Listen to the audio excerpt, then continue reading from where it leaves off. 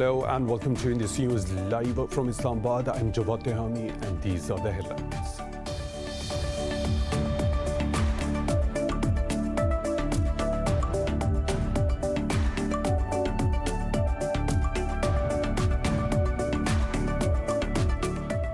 Pakistan's Prime Minister Imran Khan has proposed restructuring the public sector debt of developing countries. Khan was virtually addressing a key session of the United Nations Conference on Trade and Development.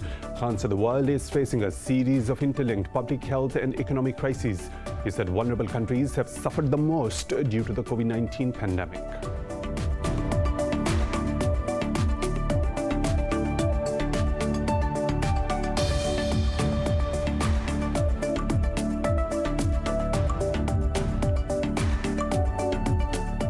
China says India must refrain from actions that might escalate the situation along the disputed Himalayan border. At a news briefing, a foreign ministry spokesperson said China is committed to upholding peace. This comes as the Indian army says troops from both the sides clashed in the border area of Sikkim.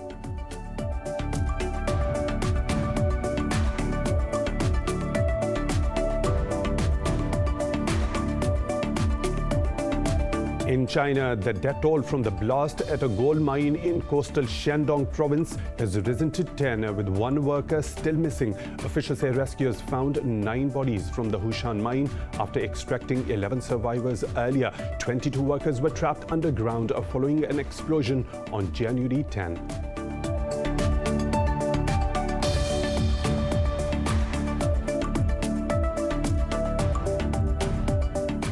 Turkey and Greece have begun direct talks in Istanbul to settle a maritime dispute after a 5-year hiatus. Athens and Ankara have been at odds over energy exploration and territorial rights in the disputed waters.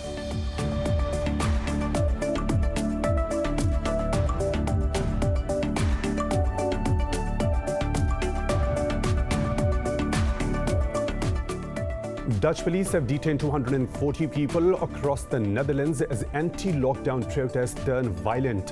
Meanwhile, Australia has approved the Pfizer-BioNTech vaccine for use, with inoculation of priority groups expected to begin in February.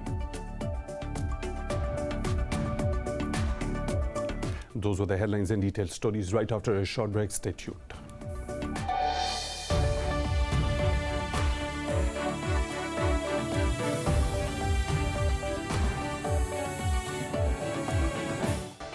Welcome back, and now for the news in detail. Pakistan's Prime Minister Imran Khan has proposed restructuring the public sector debt of vulnerable countries. Khan was virtually addressing a key session of the United Nations Conference on Trade and Development. He said the world is facing a series of interlinked public health and economic crises. The Prime Minister added that vulnerable countries have suffered the most due to the COVID-19 pandemic. Khan gave 5 policy proposals for the world to build back better from the pandemic. He said these policy measures will save the lives and revive economies. Kashmiris on both sides of the line of control and around the world will observe the Indian Republic Day as Black Day on the 26th of January. Kashmiri leaders say they seek to draw the international community's attention towards unlawful Indian occupation. In Azad, Jammu and Kashmir, protest rallies and demonstrations will be held in all 10 districts on Tuesday. To mark the day, leaders of various political parties will lead a rally in Muzaffarabad. The protest aims rather to apprise the world of the continued brutalities and custodial killings of innocent Kashmiris. Kashmiri leaders say the demonstrations underline the unabated massive violation of human rights by Indian occupying forces. In India, farm leaders have objected to the conditional permission for the January 26 tractor march by the Narendra Modi government. They say the BJP is trying to limit the march largely to the Haryana state. The farmers are set to have another round of meeting with the Delhi police today to discuss rally routes and time.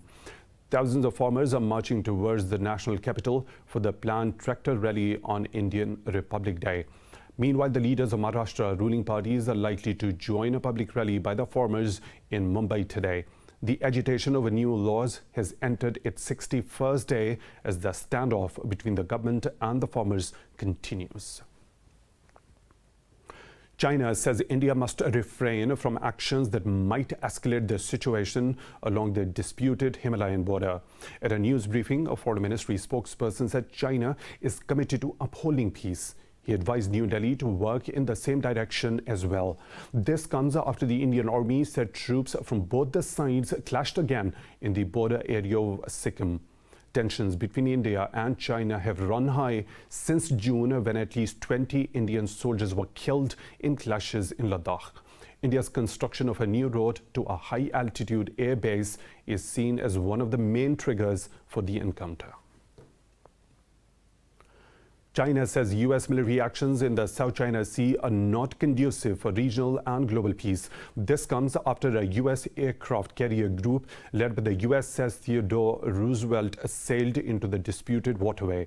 In a press briefing, a Chinese foreign ministry spokesperson said Washington frequently sends aircraft and vessels to flex its muscles. Earlier, the U.S. Navy said the mission aimed to ensure freedoms of the seas. China has repeatedly complained about U.S. Navy ships getting close to its islands in the South China Sea. Turkey and Greece have opened their first direct talks over their eastern Mediterranean standoff. Athens and Ankara have been at odds over energy exploration and territorial rights in the disputed waters. The dialogue is taking place in the Turkish city of Istanbul after a 5-year hiatus. Retired Greek diplomat Pavlos Apostolidis and Turkish Deputy Foreign Minister Sedat Onal are leading the talks. Earlier, Greek Prime Minister Kyriakos Mitsotakis said Athens will join the negotiations with optimism and hope. The talks are informal and non-binding. A Palestinian worker has died after choking on tear gas fired by the Israeli troops in the occupied West Bank. Palestine's health ministry says Fouad Joda had a heart attack due to inhaling large amounts of toxic gas. It said 50 people were trying to cross a separation fence when the Israeli army attacked them. The ministry added that the Palestinians were going to their workplace after more than 20 days of unemployment. Israeli authorities have banned workers from entering the occupied lands without a permit. The Yemeni government and Houthi rebels have started a new round of UN-brokered talks for a prisoner exchange. A UN envoy to Yemen, Martin Griffiths, says the 5th meeting is being held in Jordan's capital city of Amman. In a statement, envoy Griffiths called on rivals to give priority to the release of sick and wounded prisoners. He also urged the parties to agree on names beyond this meeting's list to fulfill the Stockholm commitment to free all detainees. In October last year, the warring sides exchanged over 1,000 prisoners.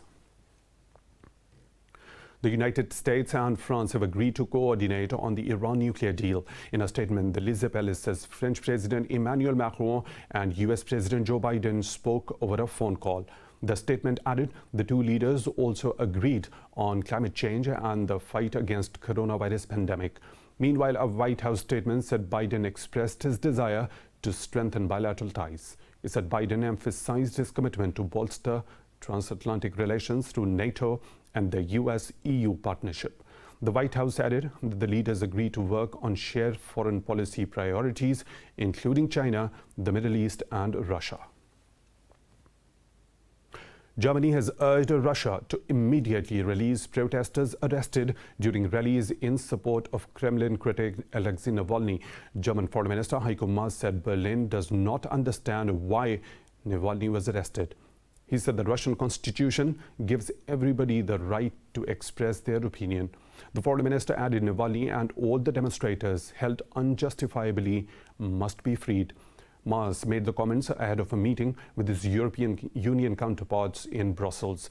The meeting has been convened to consider fresh sanctions on Moscow after more than 3,000 people were arrested across Russia. Dutch police have detained 240 people across the Netherlands as anti-lockdown protests turn violent. Meanwhile, Australia has approved the Pfizer-BioNTech vaccine for use with inoculation of priority groups expected to begin in February. The global number of infections is set to cross the 100 million mark with more than 2.1 million fatalities. More in this report.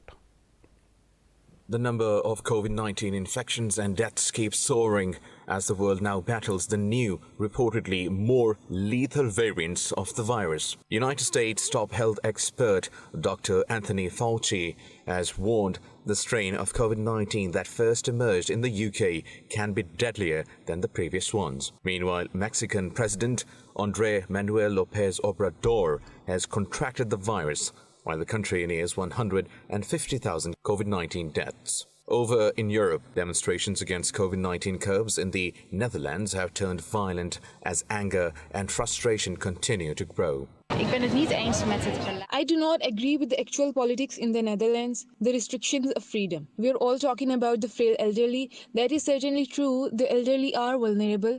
However, there are also many young people who are vulnerable. And young people are the future of this country for me. In England, despite the lockdown restrictions, people rushed out to enjoy a rare snowfall over the weekend. Italy, the first European country to be hit hard by the outbreak, has surpassed the mark of 85,000 COVID-19 deaths. Turkey has received the second batch of 6.5 million further doses of the vaccine made by China's Sinovac Biotech. Meanwhile, Australia has approved Pfizer for people aged 16 years and older after the vaccine met strict Aussie standards for safety, quality and efficacy. I note that this is not an emergency approval, as has been done in some other jurisdictions around the world. This is a formal approval under the ordinary processes of the TGA. And we are one of the first countries in the handful of countries to have gone through that comprehensive and thorough process here in Australia to ensure the approval of that vaccine. Egypt has also started vaccinating its frontline medical staff using the jab developed by China National Pharmaceutical Group. Over in China, daily new cases have now climbed to 124 amid the worst wave of new infections seen by the country since March 2020. Meanwhile, the lockdown in the Chinese city of Tonghua has started to cause shortages of food and medicines. In Pakistan, another 23 people have died from COVID-19 overnight, raising the toll to 11,318. The Health Ministry says 1,629 new infections were detected over the past 24 hours. The number of cases has risen to over 534,000, while nearly 489,000 have recovered. The ministry reports there are nearly 34,000 active cases across the country. It says out of these, more than 2,000 patients are in critical condition.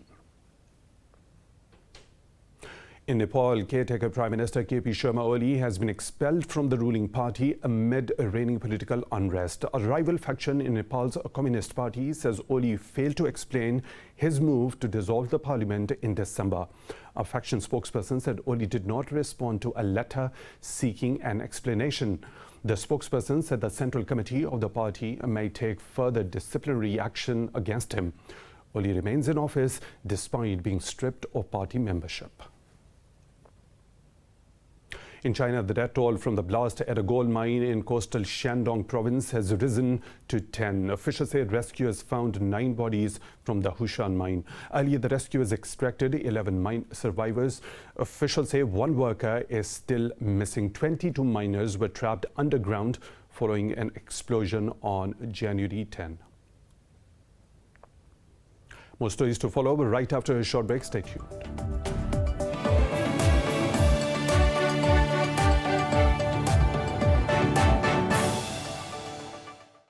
Welcome back. In central Mali, terrorists have killed at least 6 soldiers in twin attacks on army checkposts in the Mopti region. The Malian army says 18 other soldiers were wounded during the clashes in Bolkessi and Mondoro. In a statement, the army said 30 terrorists were also killed in a coordinated response attack with the French troops. It added that some 40 motorcycles and a large amount of military gear was seized from the attackers. The French military-led Operation Barkhane began in 2014 to strengthen Mali's defense against terrorism. Terrorist attacks in Mali have killed thousands of soldiers and civilians since 2012. In Portugal, President Marcelo Rebelo de Sousa has won a second term by securing 61% of the votes. The election was marked by a record 60% abstention as the country battles the third wave of COVID-19. De Souza's rival, left-winger Ana Gomes, secured 13%, while far-right André Ventura received 12% of the vote.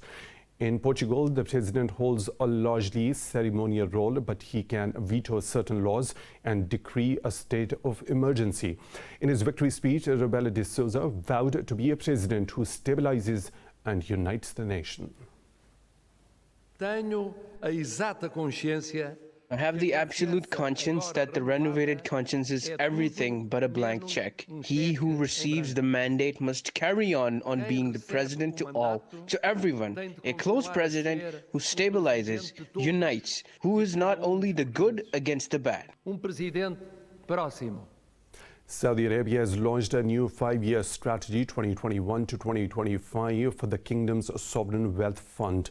Crown Prince Mohammed bin Salman says the public investment fund will pump at least $40 billion a year into the local economy.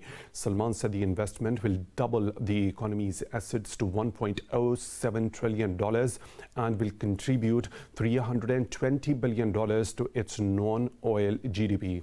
He said the new strategy represents a major pillar in achieving the aspirations of the 2030 vision. The Crown Prince says the vision aims to achieve comprehensive development. The strategy will focus on launching new sectors and building economic partnerships. Architect David Ajayi and photographer Sebastian Salgado have been crowned winners of this year's World Economic Forum Crystal Awards. The awards were given away in a virtual ceremony because of the pandemic. The event aims to recognize artists for exemplary commitment to improving the state of the world. In his opening remarks, the forum's founder, Klaus Schwab, said 2021 will be a year to emerge from COVID-19.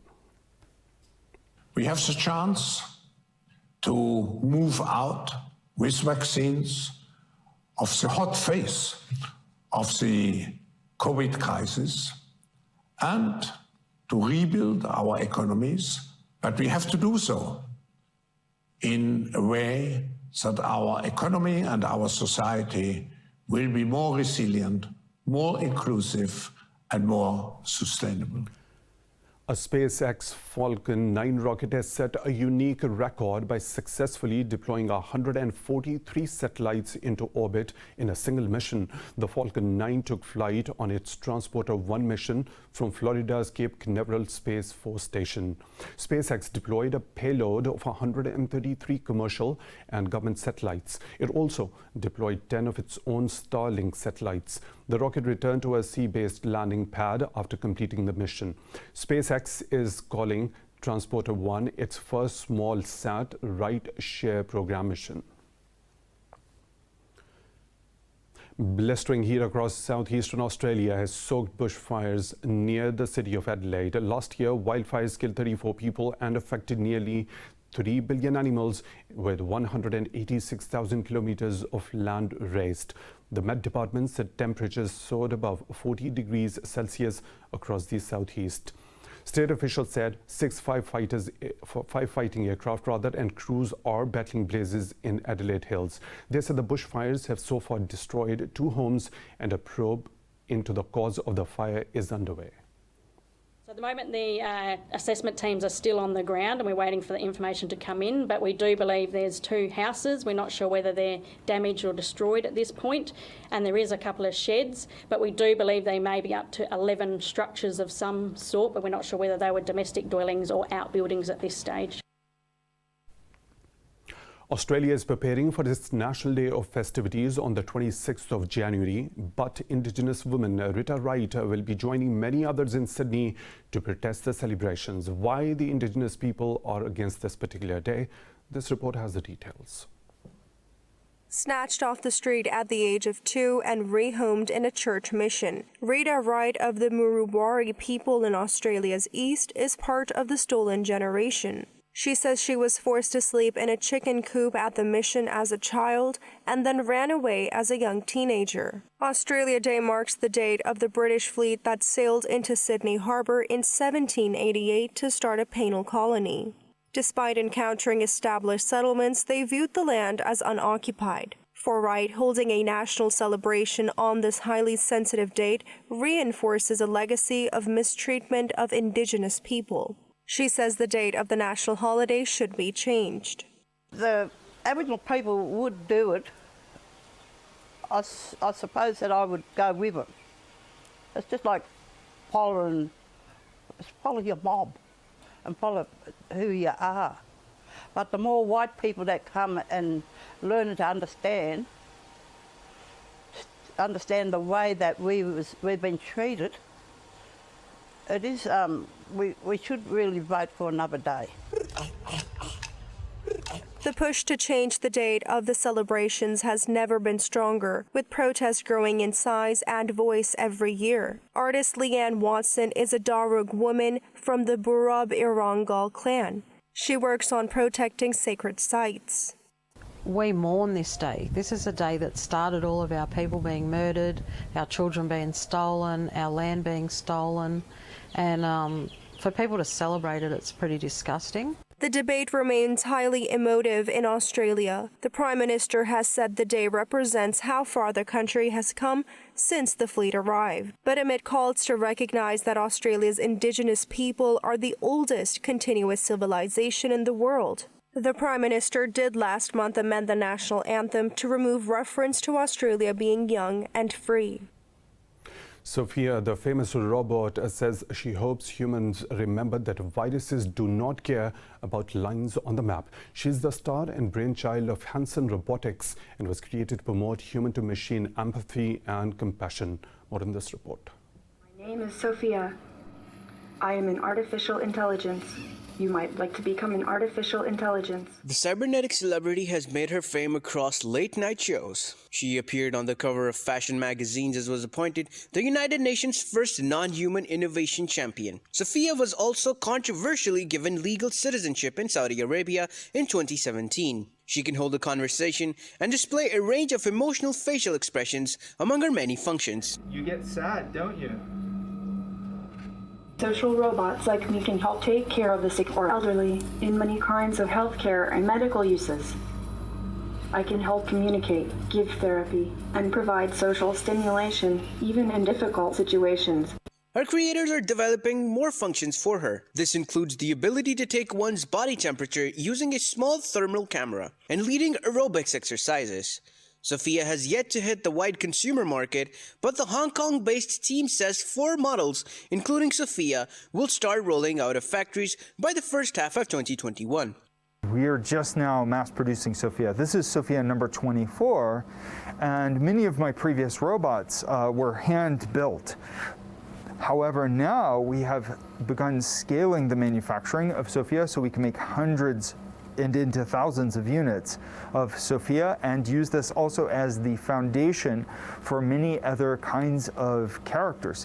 The rise of the robots was already on course before the pandemic. International Federations of Robotics reported worldwide sales of professional service robots has already jumped 32% to $11.2 billion between 2018 and 2019.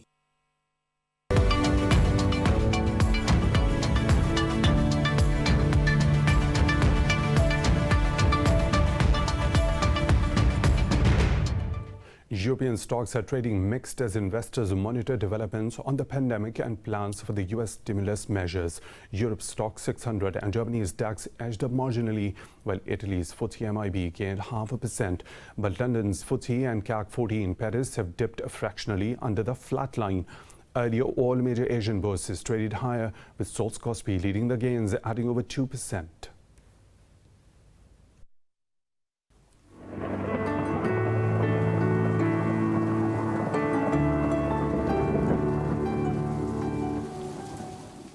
And now the weather situation from around the globe.